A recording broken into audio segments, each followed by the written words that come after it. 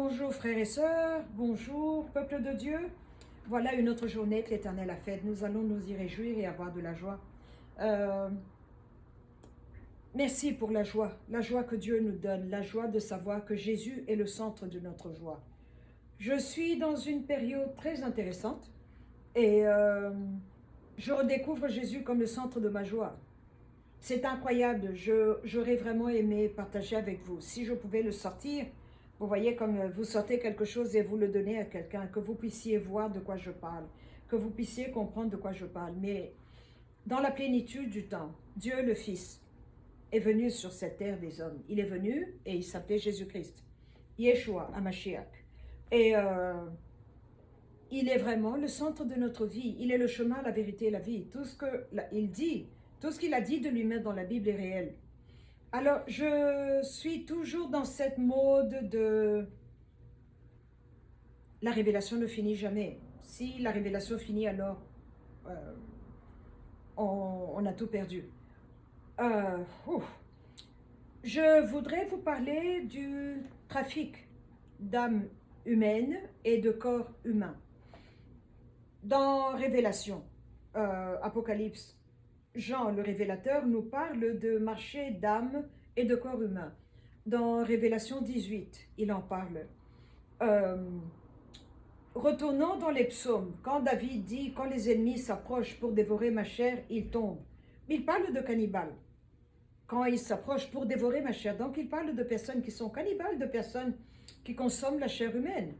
Et ce n'est pas une blague, c'est une réalité. Sur tous les continents, surtout dans toutes les ethnicités que nous avons ici sur cette planète Terre, il y a des groupes de personnes qui sont cannibales, qui consument et qui consomment la chair humaine pour diverses raisons.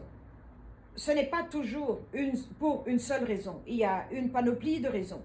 Mais là maintenant, je voudrais... les origines du cannibalisme viennent de la religion des géants. Les géants, dans le livre de Nombre, quand Moïse envoie les 12 espions qui partent, il y a Caleb et Josué qui sont les leaders. Là où ils partent, ils reviennent, ils parlent d'une terre qui dévore ses habitants. Ils disent qu'on était comme des sauterelles à leurs yeux, tellement ils étaient grands de taille. Ils sont en train de parler de géants qui consommaient et qui mangeaient des êtres humains et qui semblaient être petits de taille par rapport à eux. Eux, les géants qui étaient grands de taille, on nous parle de personnes qui avaient 14 pieds, 30 pieds, je n'arrive pas à voir ça dans ma tête. Mais le point est que les géants consommaient, mangeaient la chair humaine et buvaient le sang humain. Vous pouvez voir ça dans dans la Bible, qui est notre livre, et aussi dans beaucoup de livres de l'apocryphe, comme on appelle, l'apocrypha. Ces livres qui ont été enlevés de la Bible, il y a beaucoup, je suis en train de lire le livre de Baruch, le livre de Jacher et le livre de Jubilé. On fait référence à cette période de l'histoire humaine où les géants mangeaient les êtres humains, qui étaient plus petits de taille. Et dans toutes les mythologies du monde, nous avons ces références à ces géants qui mangeaient, à ces ogres. On a comme ce livre Jack and the Giant Beanstalk, ces géants qui consomment des êtres humains. On a beaucoup d'histoires d'enfants quand on grandissait qui nous parlaient de géants, un ogre qui était grand de taille, pas très beau, vilain, grotesque et qui mangeait la chair humaine. D'autres étaient experts à manger des bébés, des tout petits. Donc la référence est là dans l'histoire du monde. J'ai eu à discuter avec des gens qui refusent, mais je crois qu'ils refusent parce qu'il y a la peur de réaliser qu'on ne contrôle pas beaucoup de choses, qu'on ne contrôle pas grand-chose et qu'il y a des choses qui nous dépassent. Il y a certaines personnes qui préfèrent jouer à l'autruche et je n'ai pas vu, je ne veux pas voir, je ne veux pas savoir. Mais ne pas vouloir savoir n'efface pas la vérité. Alors moi, ce que je suis en train de voir, cette nuit, je n'ai pas bien dormi. Je priais pour le Katanga et pour la République démocratique du Congo. Et j'ai commencé à voir la terre s'ouvrir et des êtres humains. Bizarrement, ils étaient tous masculins, bien musclés, grands de taille par rapport à moi, vraiment grands de taille. Ce n'étaient pas des géants, mais des hommes bien costauds humains, hein, avec 2 bras et 2 jambes et une tête, mais leur nez était comme les trous que le serpent a. Vous voyez les narines des reptiles, les tortues, les caméléons, observez leur visage, ou certains serpents. Ils avaient des narines comme ça. Et ils tapaient, ils attaquaient. Ils pouvaient prendre un être humain et le déchirer comme ça, comme un bout de papier. Mais ils évitaient d'autres personnes. Et moi, je passais dans ces troupes, ces batailles rangées. euh, et bizarrement, tous les attaquants, tous les méchants là, avaient une chemise blanche, les manches roulées et un pantalon noir. C'était comme un uniforme. Et, euh, et ils attaquaient les êtres humains. Et c'est comme ça que je me suis réveillée. J'ai commencé à prier. Je me disais, mon Dieu, mais ils viennent de la terre. Comment est-ce qu'ils viennent d'en bas? Ils montent comme s'il y avait un ascenseur que moi je n'ai pas vu, mais ils montaient et leur chemise était toute propre, toute vraiment bien blanche, comme si on venait de la sortir, de la laver avec de l'eau de Javel. Et c'était vraiment bizarre. Je n'ai pas compris. Alors, j'ai compris, j'ai commencé à prier, demander au Saint-Esprit de me donner des explications pour que je puisse mieux comprendre parce que je ne comprenais pas. Et c'est là où j'ai compris que c'est la situation spirituelle. La bataille spirituelle est en train de battre son plein. Il y a un esprit de méchanceté, de mort et d'un groupe qui est attaqué par un autre groupe. Donc il y a des batailles rangées, des groupes contre des groupes, dans la République démocratique du Congo. Et alors j'ai demandé au Saint-Esprit, j'ai dit, mais qu'est-ce qui se passe? Il me dit, regarde, ces gens-là sont en train de monter parce que quand un acte méchant arrive dans un pays spécifique, c'est que quelqu'un a ouvert la porte au mal. Quand un acte bon se passe, c'est que quelqu'un s'est mis debout en prière ou à genoux devant notre Père, il a levé les mains vers Dieu et Dieu a ouvert la porte. C'est comme ça que ça se passe. Parce que dans Amos, Dieu nous dit qu'il ne fait rien sans révéler à ses prophètes. Si Dieu révèle à ses prophètes, dès que Satan révèle à ses prophètes aussi, puisqu'il imite tout ce que Dieu a fait. Et donc, voilà ce qui se passe là, moment dans le Congo. Dans la province du Kivu et dans le Katanga, donc je parle de l'Est du Congo, nous voyons, nous entendons tous les jours des vidéos que je reçois parce que je suis membre de beaucoup de forums. Comme je prie et j'intercède pour le pays, j'ai besoin de savoir ce qui se passe. Et les nouvelles que je suis en train de voir, on parle de kidnapping d'enfants. Beaucoup d'enfants sont kidnappés, beaucoup de personnes disparaissent. On les kidnappe et les kidnappeurs deviennent vraiment sophistiqués. Vous entendez des gens qui vous disent « on m'a mis quelque chose sur le nez et je me suis évanouie ». Donc c'est une sorte de substance comme le chloroforme, quelque chose qu'on utiliserait dans une salle d'opération pour vous faire dormir, comme ça qu'on puisse travailler sur vous. Beaucoup de personnes kidnappées ne sont plus revues. Et ma question était, qu'est-ce qui se passe là? Parce que il n'y a pas beaucoup d'options. La première option est que ce sont des cannibales qui mangent la chair humaine. La deuxième est que ce sont des groupes de personnes qui choisissent des personnes spécifiques, qui les kidnappent, qui les opèrent pendant qu'ils sont encore endormis, prélever les organes nécessaires, les mettre dans de bonnes conditions hygiéniques, c'est-à-dire pas de microbes, de germes, et alors il faut avoir accès à un hélicoptère ou à un avion pour aller les emmener pendant qu'ils sont encore en bon état, pour être transplantés dans le corps de quelqu'un d'autre.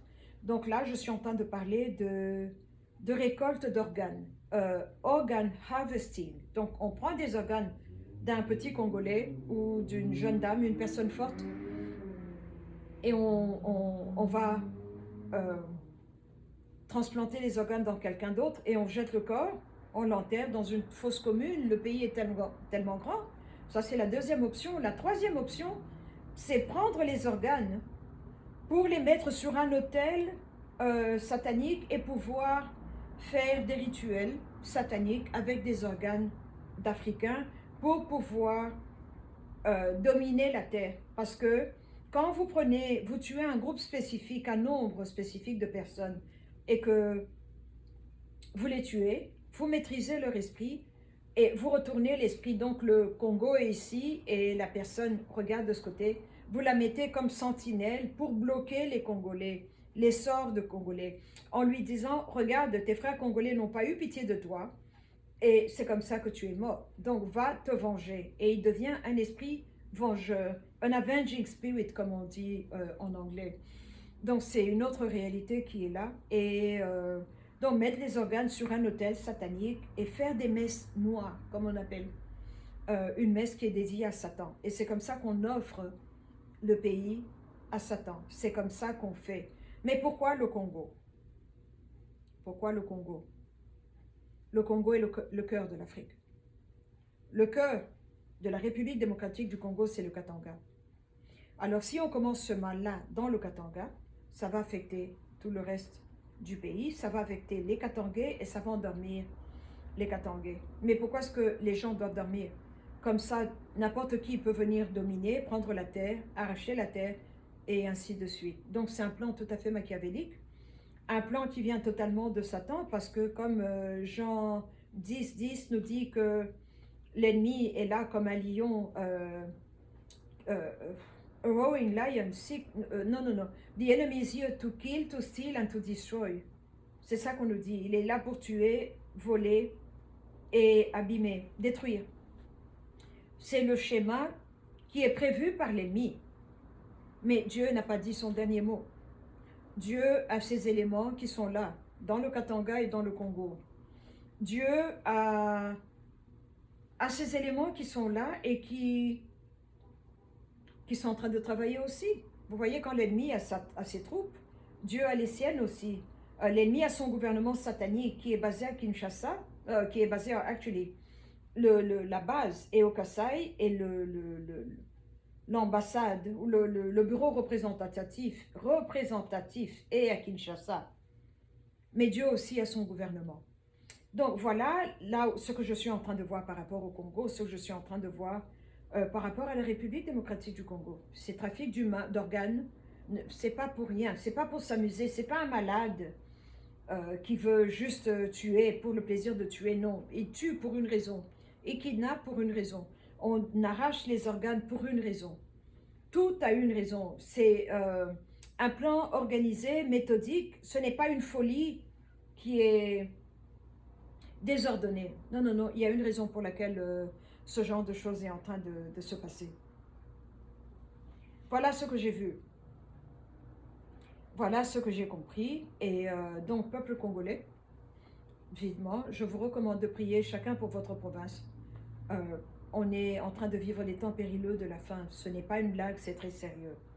Et voilà ce que je voulais partager avec vous. Nous avons donc ce plan de cannibalisme et de trafic d'organes et de kidnapping qui sont en train de se passer dans le Congo.